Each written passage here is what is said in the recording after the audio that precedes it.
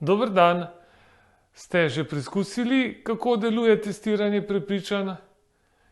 No, naj vam danes na začetku tega video prispevka samo na kratko ponovim oziroma pokažem v živo. Najprej, morda prva stvar, kozarec vode ali dva, da je telo dovolj hidrirano. Potem se postavite lepo trdno, stabilno, tako kot normalno stojite, roke ob telesu.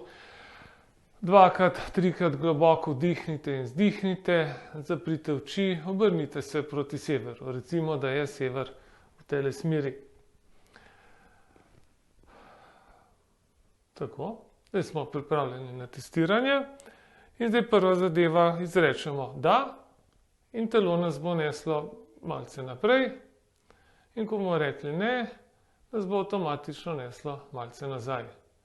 Ampak dovolite, da vam telo odniha, ne stati kot en trden betonski kamniti kip.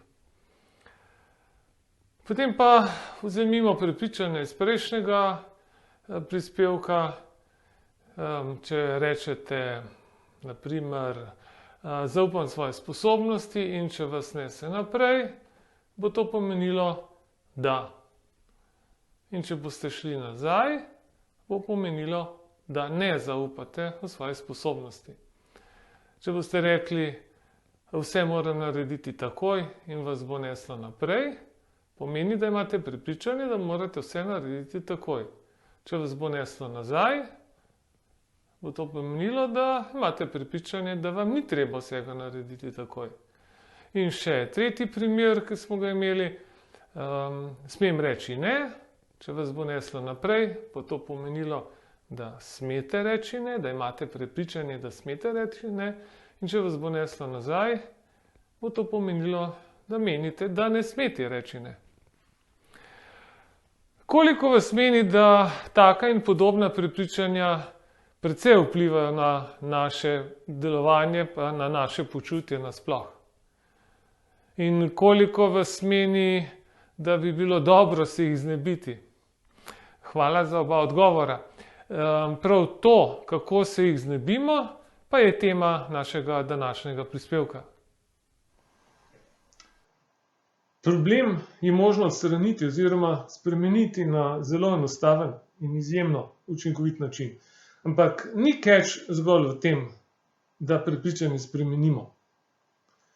Najpomembneje je, da najprej najdemo temeljni vzrok za tako prepričanje.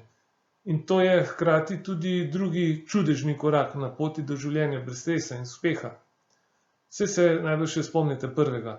Bodi pozoren na misli, čustva in občutke. Naj vam pokažem kako. In sicer na konkretnem primeru, ko je lastnik podjetja od direktorice zahteval najprej eno rešitev, nato pa si je premislil in želel uveljaviti drugo. To bi vplivalo na finančni rezultat, za kar pa je bila odgovorna direktorica, ki je pač z nekim strahom prišla do mene. In zato seveda sem jo najprej vprašal, česa se bojiš. In njen odgovor je bil, da bi se drugi odločili namesto mene. In kaj bi bilo najhuje pri tem, če bi se drugi odločili namesto tebe? To ne bi bilo v skladu z mano in mojimi pričakovanji, cilji in vrednotami. In kaj bi bilo najhuje pri tem? Da bi bili oškodovani, finančno, moralno in čustveno, jaz in moji sodelavci. In kaj bi bilo najhuje pri tem? Ne bi se dobro počutila, občutek bi imela, da nisem vsega naredila. In kaj bi bilo najhuje pri tem? Ta občutek nemoči. In potem sem vprašal, kdaj si se prvič srečala s takim občutkom nemoči? In je rekla, ja, v službi, skoraj vseh dosedanjih službah. In potem sem vprašal, ne, mnogo prej. In kasneje mi je rekla, da ko sem ji postavil to vprašanje, je prišel pred oči takoj dogodek iz otroštva, ko ni imela moči, da bi ustavila očetovo pitje. Koliko vas v otroštvu ni imelo moči, da bi ukrepali v zvezi z recimo odnosom med staršema, mogoče je bilo kakšno nasilje v družini ali pa ločitev. No, dobra novica je, da takoj, ko sva odstranila to travmo, je bil njen odziv pozitiven, da se je počutila mravljinčasto, lahkotno. Je rekla, da je teža v prsih, ta občutek nemoči, da je šel ven. Po enem mesecu je sporočila, da je mnogo močnejša in odločnejša in da ljudje to opazijo. In po 3 mesecih, da stvar deluje, da je imela res težek sestanek, celo odvetnik je bil prisoten in da se zadeva obrača v pravo smer. In se je zahvaljevala za to, da sem jo rešil kar nekaj njenih strahov. Poglejmo si še 2 primera strahu in kako smo našli temeljni vzrok. Strah je namreč kot čustvo izjemno razširjen med nami.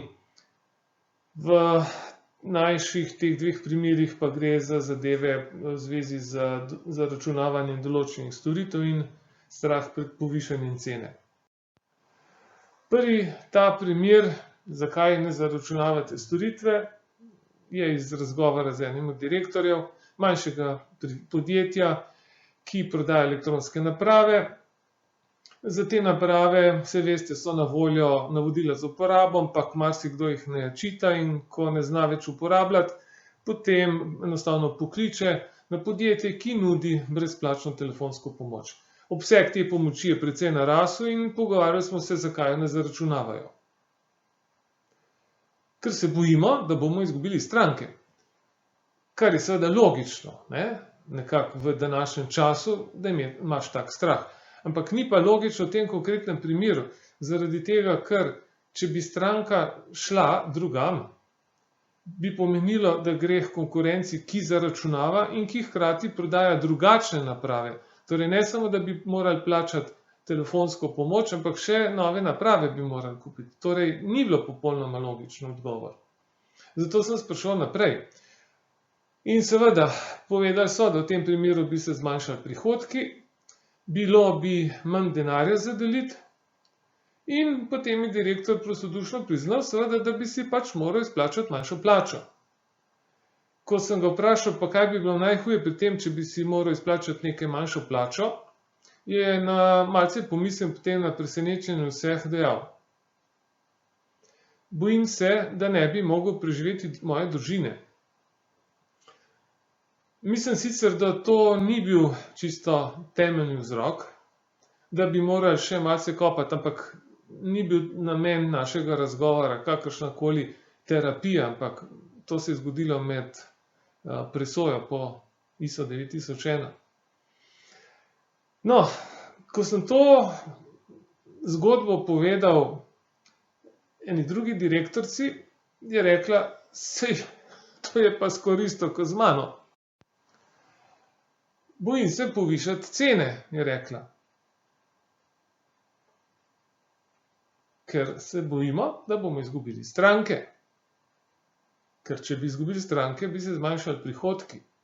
In potem še nekaj stvari, da smo prišla do temeljne zadeve.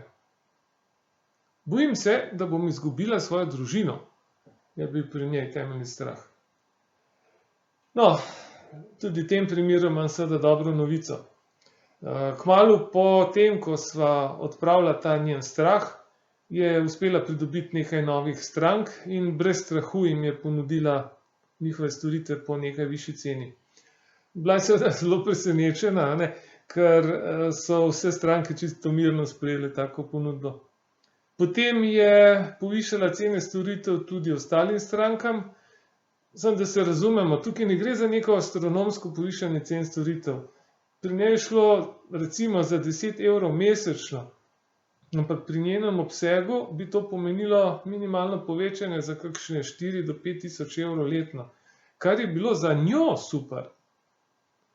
In čez par mesecev mi je rekla, zdaj ko razmišljam o spremembi, kar ne morem verjeti, da je bilo potrebno tako malo napora za tak rezultat.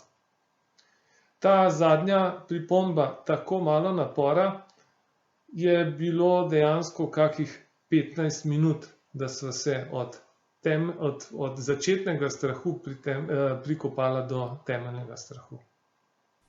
Se sprašujete, kako bi lahko vse to, o čemer smo govorili danes, pa tudi v predhodnih prispevkih, uporabili v vsakdanjem življenju. Prav odgovoru na to vprašanje je namenjena delavnica, ki bo v kratkem, predvidoma v tednu po Veliki noči. Točen datum, točen termin še določimo in vam bomo seveda sporočili z naslednjim ali enim od naslednjih sporočil. Do takrat pa ne pozabite, spremljajte svoje počutje in si to beležite. Nasvidenje!